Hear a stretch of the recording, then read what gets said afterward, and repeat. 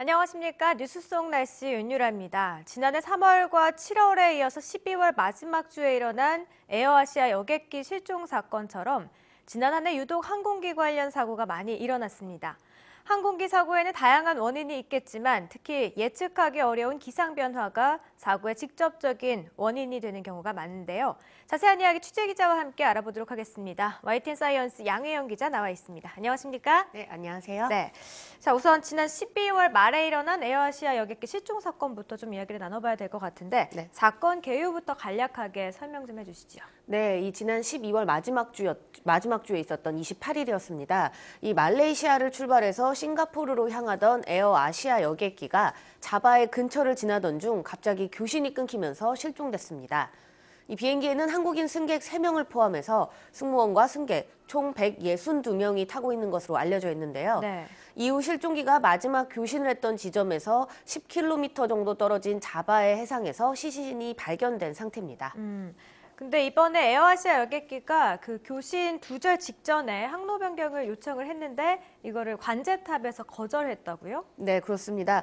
이 실종된 여객기 기장이 이륙한 지 약 38분 뒤인 그 현지 시각으로 오전 6시 13분에 급히 관제탑으로 교신을 보냈습니다. 네. 이 강한 난기류 때문에 항공기의 고도를 좀 더 높이고 싶다라는 뜻이었는데요. 네. 이 사실 눈에는 보이지 않지만 하늘에도 도로처럼 정해진 길이 있습니다.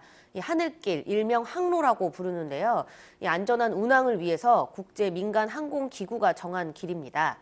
이 대개 민간 항공기는 주로 18,000에서 42,000피트 사이를 운항을 하고 있는데 일반적으로 국제선회 같은 경우에는 3만 피트 이상의 고도를 유지하면서 이용하고 있습니다. 네. 이 난기류를 만나면 관제소의 허가를 받아서 고도를 바꿀 수도 있고요. 또 연료 효율을 향상시키기 위해서 높은 고도로 일부러 올라가는 경우도 있긴 합니다. 이 사고 당시 에어아시아기 역시 32,000피트에서 실제로 날고 있었는데 짙은 구름대를 피하기 위해서 좀 더 높은 38,000피트로 변경을 요청했습니다. 네.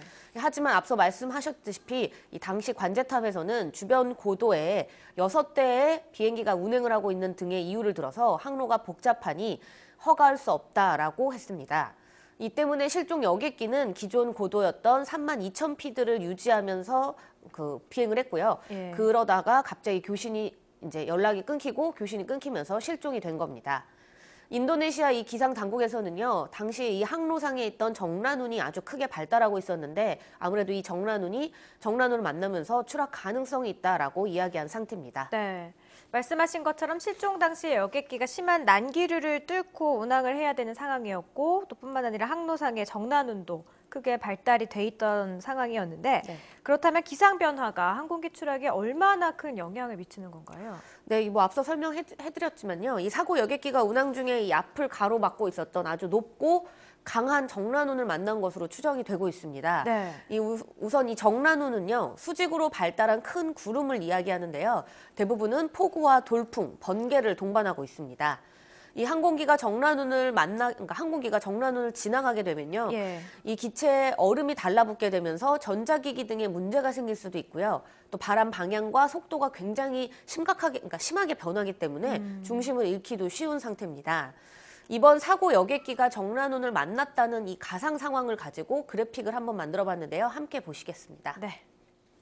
네, 이 사고 당시 정란운의 높이는 35,000피트, 그러니까 10.6km 상공까지 뒤덮고 있는 것으로 추정되고 있습니다. 네. 이 정란운이 구름 내부에는 풍속 차이 때문에 만들어지기 때문에 구름 속에서 초속 30m 이상의 상승 기류와 하강 기류가 함께 만들어지는데요. 이 사고 여객기는 32,000피트의 항로를 날고 있었기 때문에 이 정란운을 피하려면 위로는 2,000피트, 그러니까 0.6km 위로 올라가야 되고 옆으로는 6에서 8km 정도 떨어져야 했습니다. 하지만 정란운이 워낙 강하게 발달해 있었기 때문에 이 비행기가 통제 불능 상태에 빠졌을 가능성이 크다는 게 전문가들의 분석인데요. 직접 설명 들어보시겠습니다. 네. 뒷꼬리 날개가 공기 저항을 받기 때문에 기수가 거의 90도로 숙여지게 됩니다. 바닷속에 빠지면은 거의 수직으로 들어가서 박히는 경우가 생깁니다. 아마 깊이 박혀서 수색하는 게 어렵지 않나 이렇게 봅니다. 네, 그러면 또 지난 3월에 실종된 말레이시아 여객기도 있잖아요. 이거는 네. 맑은 날씨에 교신이 이제 두절이 됐단 말이에요. 그렇죠. 그렇다면 악천후 날씨가 아니라 맑은 날씨에서도 이렇게 뭐 갑작스럽게 난기류가 생길 수 있는 건가요? 네, 그렇습니다. 때론 비행기를 추락시킬 수 있는 이 난기류 대부분은 원래 기상의 그 예측에 의해서 알 수는 있는데요. 네. 기상 레이더에 잡히지 않아서 매우 위험한 난기류도 있습니다. 바로 청천난류라고 부르는데요. 네. 이 구름이 없는 맑은 하늘에서 수직이나 수평 방향으로 강한 바람이 불면서 일어나는 난기류를 말합니다. 대개는 3만 피트, 그러니까 약 9km 상공에서 주로 형성되는 강한 하강 기류를 타고 만들어지는데요. 구름이나 천둥, 번개와 같은 이 기상 현상과는 무관하게 만들어지기 때문에 이 청천난류 같은 경우에는 예측하기 굉장히 어렵습니다. 이 청천난류를 만나게 되면 비행 고도를 유지하기가 쉽지 않은데 네. 이 알고 보니 국내 항공사들도 매년 두세 번 정도는 굉장히 심한 청천난류를 만난다고 합니다. 일반적으로 이 항공기가 난기류 속에서 흔들리는 이 기체를 빠르게 회복할 수 있도록 설계가 돼서 나오고 있습니다. 최근에는 또 이 청천난류를 사전에 예측할 수 있도록 기상 장비도 새롭게 개발하고 있습니다. 정말 예상치 못한 기상 변화로 인한 항공기 사고 정말 다양한 원인이 있을 것 같은데 앞서 살펴본 기류 변화 말고도 또 다른 이유가 있을까요? 네, 우선은 메가 번개라고 항공기 사고와 연관이 있을 가능성이 있는 기상 현상이 하나 메가 있습니다. 번개요? 네, 메가 예. 번개요. 이 메가 번개는요, 일반 번개보다는 규모가 한 1000배 정도 크고요. 또 일반 번개와 달리 구름 아래서 번개가 치는 게 아니라 구름 위로 번개가 치게 됩니다. 예. 이 항공기가 낮은 전압의 전류를 띄고 있는 전기가 뛰고 있기 때문에 이 구름을 만약에 통과하거나 그리고 또 공기 중에 마찰 등의 이유로 번개를 맞을 가능성이 굉장히 큰데요. 아직까지는 항공기가 운항 중에 이 메가 번개를 맞는 경우는 거의 없다고 볼 수 있다고 합니다. 그리고 또 항공기는 벼락을 대피하기 위해서 이 피레침을 좌우 수직 날개 부분에다가 약 40개에서 50개 정도 설치되어 있기 때문에 조금 더 이 번개를 맞는 경우는 조금 더 줄어든다고 하고요. 네. 또 기상 현상과는 사실은 조금 무관하지만 항공기 운항 시 조심해야 하는 것이 또 하나 있는데요. 바로 버드 스트라이크. 그러니까 뭐냐면 새가 항공기로 돌진하는 충돌을 하는 상황을 얘기합니다. 네. 사실 새가 항공기랑 부딪힌다 하면 새가 죽겠지, 항공기에는 별 문제가 없겠지, 워낙 크기 차이가 있으니까 예. 그렇게 쉽게 생각할 수도 있는데요. 하지만 시속 약 370km로 이륙하고 있는 비행기에 만약에 1kg도 안 되는 작은 청동오리 한 마리가 부딪히게 되면요. 워낙 이제 항공기가 이륙하고 있는 순간이기 때문에 순간 충격 이 정도가 약 4.8톤에 달한다고 합니다. 이 정도의 충격이면 이 조종실 유리가 깨지거나 기체 일부분은 찌그러질 수 있는 정도의 힘인데요. 때문에 항공기 유리창은 5겹, 5겹의 구조로 되어 있고 또 외부창 같은 경우에는 강화 글라스로 만들어서 충격에도 쉽게 상처가 나지 않도록 만들고 있습니다.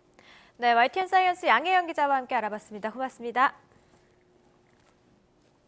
항공기 사고의 70% 이상이 이착륙 시에 발생합니다. 나머지는 난기류와 같은 예상치 못한 기상재해에 의해 사고가 일어나는 경우가 많은데요.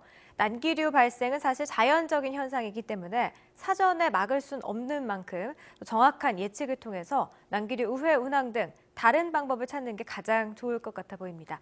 오늘 뉴스 속 날씨 여기까지입니다. 시청해주신 여러분 고맙습니다.